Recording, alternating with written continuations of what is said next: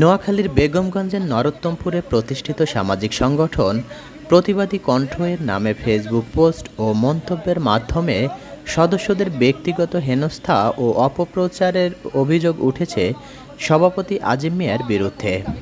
অভিযোগে বলা হয়, আজিম মিয়া ফেসবুকে কুরুচিপূর্ণ মন্তব্য ও বিভ্রান্তিকর তথ্য ছড়িয়ে সংগঠনের সদস্য ও সাধারণ মানুষের মানহানি করেছেন।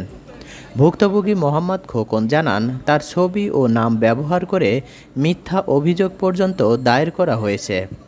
সংগঠনের নীতির বিরুদ্ধে গিয়ে ব্যক্তি স্বার্থে এ ধরনের কার্যক্রম চালানোর প্রতিবাদে সদস্যরা একযোগে পদত্যাগ করেছেন এবং সংগঠনের সকল কার্যক্রম স্থগিত করেছেন। এলাকাবাসীও এ ঘটনায় উদ্বেগ প্রকাশ করে প্রশাসনের হস্তক্ষেপ দাবি করেছেন।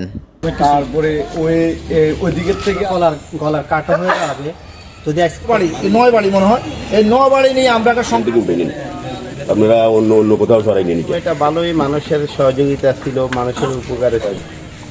বিগত 2021 সালে প্রথম থেকে আপনাদের যখন